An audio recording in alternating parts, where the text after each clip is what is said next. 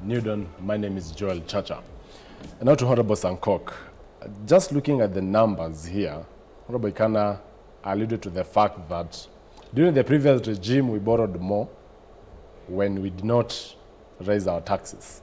In this case, for the month of August, while we collected 153 billion Kenya shillings, we also borrowed 94 billion Kenya shillings. Are we also not living to our own words of not borrowing more? You know, Fred, Joel, don't put me in between a hard rock. Yes, because, you know, Honorable Fred Ikana is my voter and very loyal voter. He actually voted for me. So don't put me in loggerheads with him. But what I'm just saying, could impeach you. Just a small question that I'll ask. You know, they are very good in impeachment. So what I'm just asking a simple question. How easy is it, though, to impeach a member of parliament for Yala? My friend, that process must go through the 8 countries. Compared to Gashago? Parliaments. So let us not compare some of these issues. So let me tell you. The question that Kenyans will ask, and all of us will ask, now that we decided that we will have alternative instead of borrowing, now that probably Uhuru borrowed too much, did our borrowing reduce now that we have decided to put other measures other than borrowing? If it reduced, then congratulations to my president and the Kenya Kwanza government, in which I am part of it. But Fred, as I told you, I should actually be discussing regional matters. Sifuna had categorically asked me, hapa ni kijiji, go and discuss regional matters. So in regional, I want Kenyans to take advantage of the more than 15 million cattle that we slaughter in East Africa yearly and have leather factories that will give us jobs, opportunities, so that we ban, because I have already passed a bill that we ban importation of leather products into East Africa. Just to relate it with this conversation, maybe help us compare Kenya in terms of its borrowing and revenue collection compared to other East Africa countries. Borrowing in East Africa is actually skyrocketing. Most countries in East Africa, in which I cannot mention a specific country, they are borrowing as good as Kenya. So borrowing in East Africa is something that in the East Africa Legislative Assembly, we are worried. So it's not only Kenyans who are worried about borrowing, all other East African countries, without mentioning names, for fear of breaking the diplomatic. No, not fear of impeachment.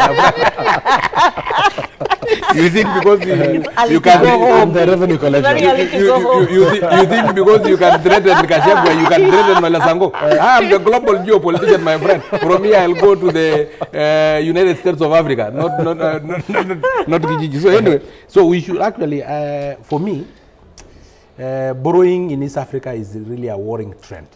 And when my president said that he will reduce borrowing in Kenya, I was very optimistic. And I'm still very optimistic. The moment we reduce borrowing, and even if we have to go into private-public partnership, because it is still like borrowing. Because once you go to private-public partnership, whether it is from Adani or whichever, then it means that asset that you have will be like whatever you give in the bank as your surety or your security. It will not be yours. It will be used to the advantage of whoever have invested in the private-public partnership. So for me, I think we should reduce borrowing. If it is reduced, I'm very comfortable. If it is not reduced, other countries will take advantage of ourselves. About 2 weeks ago, I hosted the Control of Budget, Margaret Nyakango, right here in studio. And she said that when we borrow, then it should be meant for development. Just to get to the numbers, this fiscal year, August, which is last month, while we collected about 153 billion Kenya shillings for, you know, in terms of tax, 109 billion was used for recurrent expenditure and 17 billion for development. But during the same month, we borrowed 94 billion Kenya shillings. So how do we borrow 94 billion Kenya shillings and use only 17 billion on development? Does it mean we borrow to finance the recurrent expenditure, which is wrong and unconstitutional? One of the things that you can see with us Kenyans is that our appetite for debt right now is skyrocketing. And that's why even the issue of privatization is coming. It's a win-win. One of the biggest problems I cannot even be able to display in terms of graph because economic analysis are done over a long period of time to see the effect and the impact that it has in it for its people. One of the things, the reason why we are in the biggest dip right now as a country is because of the decisions that were taken more than 10 years ago. And specifically in some of the debts that were taken, and more so the Eurobond. The same Eurobond, of course, it was repayable now, but we have seen that there has been a renegotiation in a more expensive way. Our appetite for debt is very high. I've been looking at the few presidential visits that have been done in the last, I think, 1 month or 3 weeks or thereabout. And the first thing that was a declaration to the public when the president went to China is 40 billion that is going to be borrowed from China for them to come build the Rironi, a road that is going to go through his county all the way to Busia. 40 billion on the spot. That is just one of the projects that was discussed and was almost finalized because technocrats at that particular point were given the go-ahead to start putting everything paperwork in place, meaning that was finalized. Those ones that were not finalized were not even mentioned. When they went to Germany, there were a lot of things that were also discussed in terms of debt and how the government of Germany is going to help us come out of the rackets that have come out from borrowing, still borrowing from public because it's stealing from public by promising jobs that have never happened. And those are still, you know, the common Kenya is not protected. It's at risk, a lot of risk, not from politicians, not from everyone. You know, there's a lot of risk. When you talk about some of the figures that you have mentioned in terms of what the controller of budget has and what the controller of budget said is, you can already tell where our appetite is. Recurrent expenditures means, and this is something that has we've discussed here for a very long time, and nothing has happened in terms of whenever we talk about expenditures and how a lot it is. Do you know, we normally see, travel, one of the things that is normally touched is travel. There's going to be limitation on who's travel, but clearly on the ground or on the face value, we can say that we have not seen that travel really touch on anything, because right now, for example, if the last trip are anything to go by, we can tell that still government is high on expenditure. Is there any expenditure item that is being touched? Why are we not talking about the issues of the constitution that needs to be changed so that the interaction of the county government and the national government does not ensure that the resources of these countries are depleted? And I will say, as long as the counties are going to look and wait for the national government to send them wherever they normally send to them, they're not going to ensure that they explore the resources of that country because they know they're expecting something. NADOC committee is one of the things that was discussed late last year, and we were supposed to see those reforms starting to go through this year. Nothing has been done. Well, so without the change of the constitution, we are going to still continue contentious issues. And I go back to the issue of root cause, what I told you, Chacha. If we do not go to where the wound is or where the problem is, then we can decide to throw this country where we want to throw it. Chacha, you're a member of parliament. Just allow me to weigh in on the submission from my colleagues. Yes, still on the same breath. Still on the same breath. Yes. On the PFM, that provides on how much we can borrow. Not how much you can borrow. In fact, how we should use funds that are borrowed. Yes. How do we borrow 94 billion in August alone and only spend 17 billion on development? So in other words, we are borrowing to use on travel under the recurrent expenditure, which gobbled 109 billion Kenya shillings during that month alone. Okay. Not necessarily travel alone. And that's the contribution I wanted to make on the submission that has been given by my sister and my brother there. Yeah. I want to also agree with the assertion by my very good friend, a mother figure to me, Dr. Margaret Nyakango, that it's immoral to borrow to spend on recurrent expenses. Yes. Not just illegal, but it's immoral. Debt in itself, it's not bad. It's not a bad thing to borrow. But what are we borrowing for? What are we borrowing to do?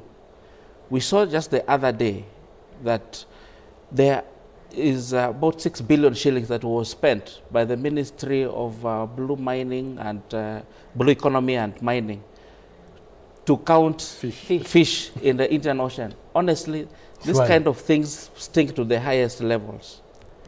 We need to stop them. To count fish. To count fish. We need to stop this kind of things because this does not agree to the promises that we made to Kenyans. So we have a lot of work to do. We have to ensure that even if we are to borrow, we borrow for the right use, we borrow for development, so that we can create and rejuvenate the economy. And I can give you classical examples on how best we can rejuvenate this economy. Number one, we have close to 700 billion shillings in pending bills. This is money that is owed to a lot of hardworking and diligent Kenyans who did some work for various government agencies or county government, and they have not been paid. These are people who are now closed shop. These are people who have been forced to send people home, causing a lot of unemployment in our space. How can we ensure that we deal with this monster fast? On that, actually, the Auditor General, Nancy Gathungu, opines that it's time we consider pending bills as part of the public debt stock. Would you support that? So that we pay it as CFS, which is our first charge. Yes, we either pay it as a first charge or we look for an alternative to ensure that we deal with these pending bills, of course the audited bills, in a bullet. We can consolidate funds by issuing a specific bond, a specific government bond towards redemption of public debt. And the impact of this to the economy will be very, very enormous. Number one, we're going to reduce the number of NPLs. Number two, we will give an opportunity to the people who have closed shop to reopen their businesses and hopefully contribute towards revenue generation in terms of taxes. And number three, we will ensure that the non-performing loans in our bank stock has reduced. Every day we open our newspapers, we are seeing pages full of auction notices. These are Kenyans that did business, genuine business, but they have not been paid. So how are we going to do to address this? And then also on the same issue of debt and trying to rejuvenate our economy, it is a matter of public knowledge that money was stolen from this country over a period of time. Not in the current regime. Of course, even in the current regime, I'm a member of the Kenya Kwanza coalition, and I know for sure there's still theft that is going on. Previous regime, there was theft that was going on. Corruption needs to be addressed. Well, we have over 5 trillion shillings that have been stashed by Kenyans out there. What are we doing to ensure that that money is brought back to this country to help in the growth of this economy and in dealing with our debt crisis? ESCC has been saying that it's a lot of... And the other aspect that I want us to also look at is the amount of money that we borrowed, especially between 2013 to 2022. And this is not political. We need a proper audit to ensure that all the Eurobonds we issued, all the money that we borrowed were actually brought to the country, we are now running and out they of were time. Deployed for the right use. We're now running out of time. Honorable Sankok, devolution. Are we having our priorities right in terms of supporting it? Since the beginning of this fiscal year, counties have not received any money from the exchequer. It's now 3 months into it, and now they're cash crunched. You know, there is even a debate of reducing their monies from 400.1 billion Kenya shillings to 380 billion. That is a whopping 20 billion Kenya shillings. What do you have to say about that? First of all, Honorable in a minute, we are beginning to end up. Talked about 5 trillion that is stuck outside. That is able to support our wage bill for almost 7 years. So I think it's time that it should come back. Now, on terms of devolution, I don't think we devolve money, we devolve corruption. And if the former county councils were able to raise revenue, what is this peculiar about the county government that it is not able to raise revenue? You find some county governments are not able to raise revenue equivalent to what the former county council was able to raise. It is because whatever they are raising is going to the pockets of the people, because rent have increased, populations have increased, those who are paying taxes have increased. So for me, I think it is high time that we look into the corruption that is in county government. And actually, part of the pending bills are actually as a result of county government not paying their pending bill. Lastly, I really sympathize with my president, because 7,000 kilometers of low-volume roads were constructed during Uhuru Kenyatta time, which are now getting potholes because their expiry date is between 5 to 9 years. It is now time that they are getting potholes. The debt are maturing. The pending bills are here. Yet the finance bill was rejected, meaning our revenue have dipped. It is now lower. Now you can imagine what the president is facing. Recapping all these 7,000 kilometers of low-volume roads. They already increased the road maintenance levy from 18 shillings to 25 shillings. That would rake in about 32 billion.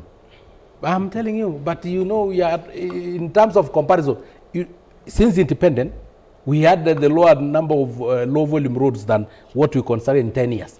And low-volume roads mean that they will start getting potholes during this administration, this first term of William Ruto. So it's time we focus on more matters economy so that we are able to deal with some of these issues. We forget about politics. We forget about raising political temperatures. We focus much on trying to stabilize the country so that we can attract more tourists that will prefer Masai Mara than Serengeti, that will prefer our freshwater lakes than other freshwater lakes. I told you we have 38 freshwater lakes in EAC. So they can go to the other lakes. Of time, Ruth, even as we wind up on devolution, especially counties not getting any money since we began this fiscal year. You know, there is usually a schedule of how much they receive monthly, but so far that has not happened. Is it also piling pressure on the upcoming months so that by the time we close the year, we don't have any accrued money for the counties? You know, this reliance and with the national governments from counties, one, it's making counties not also operate optimally. That is one.